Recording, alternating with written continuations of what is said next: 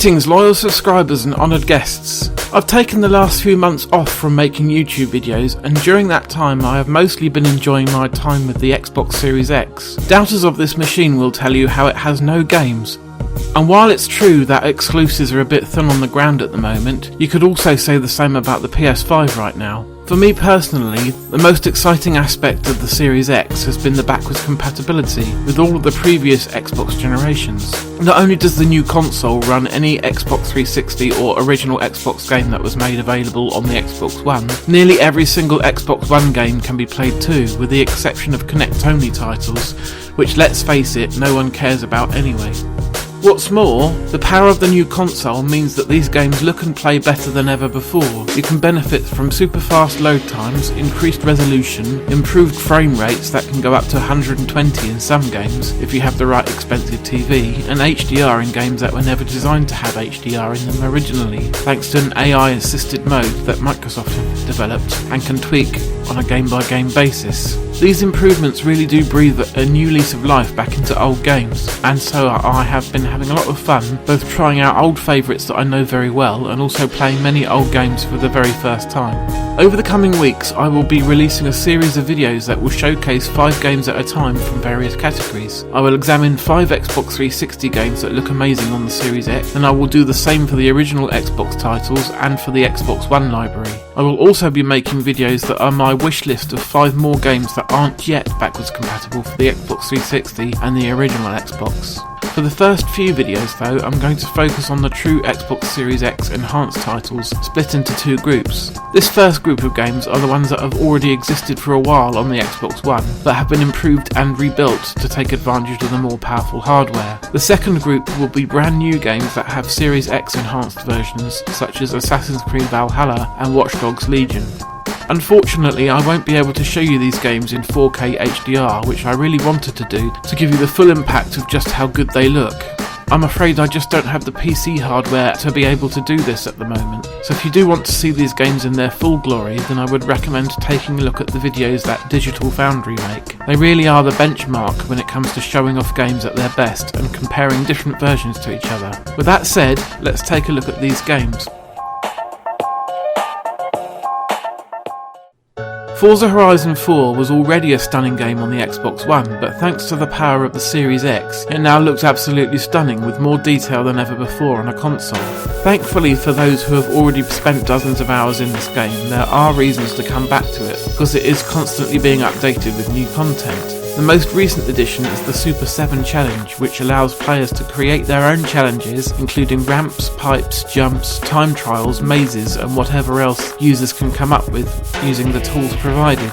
I tried this new mode out for a bit and managed to get through the 7 objectives the game randomly picked for me without too many problems. Because they are user made and the tools are still quite new, you do end up being presented with a lot of challenges that are either boring or not much fun, but you are asked to rate them afterwards, so hopefully this will gradually help weed out the trash. It's a cool idea if nothing else. The other mode that was added to the game quite a while ago, called the Eliminator, is way more fun though. Think of a battle royale like PUBG or Fortnite, except with cars. Much more enjoyable than shooting people in my opinion.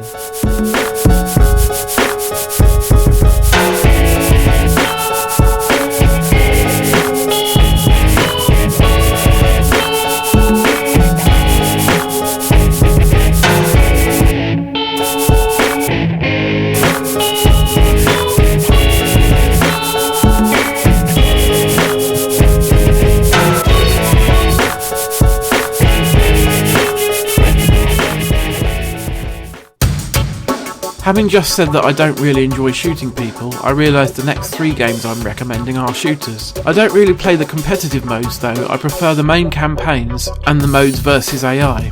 Gears 5 is no exception to that, and alongside Forza Horizon 4 I would say it is the best game to really shaft the Series X at the moment. The game is locked at 60 frames per second no matter what, with fantastic detail, lighting, particle effects and snappy controls. I have been playing a little bit of Gears of War Definitive Edition, the first game that was remastered for the Xbox One, and coming from that to this one you really notice the more precise aiming. Gears 5 is another game that has benefited from some major free content recently, in the form of the Hivebusters story expansion. This takes the 3 characters that were introduced in escape mode and gives them their own backstory. It's pretty short at around 3 or 4 hours in length, but there are some spectacular set pieces and you can play Hivebusters at no additional cost if you have a Game Pass subscription. I've also been enjoying some Horde mode, which was a lot of fun, so I think I'm going to play some more of it. As for the escape mode, where you plant a bomb deep within a hive and then attempt to get out with very limited equipment, I don't think it's really for me. Neither is the true competitive mode, which is where you can experience the true 120 frames per second mode if you have a certain type of LG TV.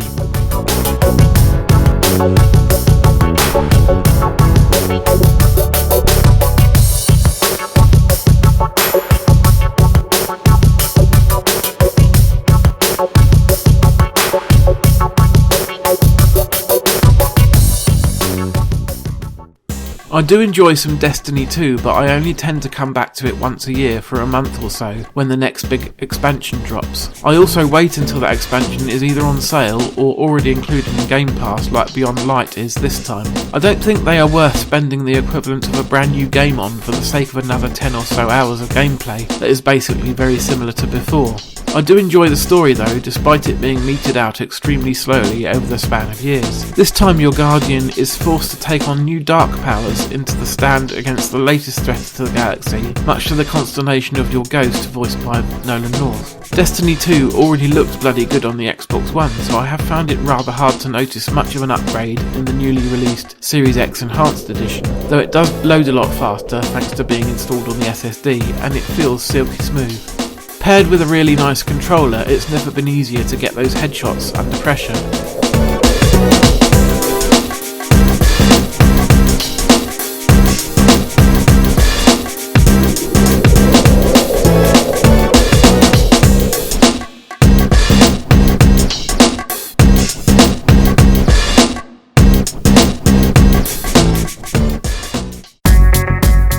While I did own Borderlands 3 before the Series X was released, I had not really sunk much time into it yet. Having tried out the enhanced version for this video, it does look fantastic and it plays incredibly well too. The combat feels incredibly satisfying, and part of that has to be attributed to the steady 60 frames per second. This is another game that will benefit from 120 FPS if you have a TV that supports it. If you don't own Borderlands 3 yet, then I would recommend picking up the Ultimate Edition, which includes all of the DLC expansions and goes on sale fairly regularly. Gearbox have also just started rolling out Season Pass 2, which includes a Developer's Cut and a Designer's Cut mode. So far with the Designer's Cut, you get an extra skill tree for each Vault Hunter and a new mode called Arms Race, which adds a roguelike spin to proceedings with you losing all your guns upon death. Sounds interesting.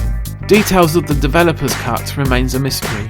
I am a little bit disappointed that you don't get any extra Vault Hunters this time, but apparently Gearbox did some analysis and found that not many people actually played as the DLC Vault Hunters because they'd already invested many hours into their first character. Makes sense.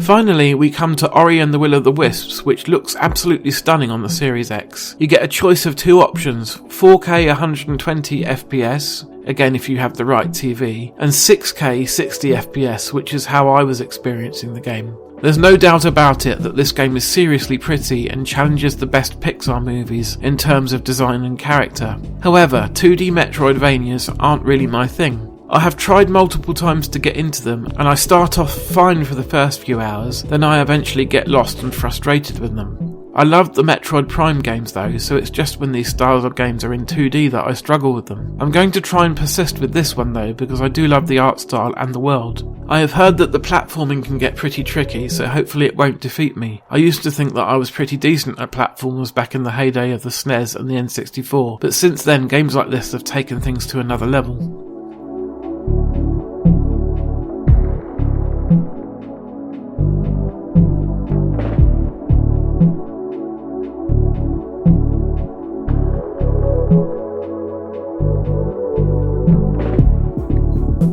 So there you go, 5 games that look really fantastic on the Series X for you to try out. What's more, 4 of these 5 are included with Game Pass, so you can sign up to that and try them out for a while without having to spend much money on them. Next time, I'll be looking at 5 Series X games that are new, though they are on other systems as well. For the true exclusives, we have to be patient for a little while longer, though we do have the Medium coming quite soon, which I will try. It's a horror game though, so I don't know how much of it I'll be able to stand. Thanks for watching this video. Please leave a like and subscribe if you want to be kept in the loop when I do more of these. See you next time, and in the meantime, take care.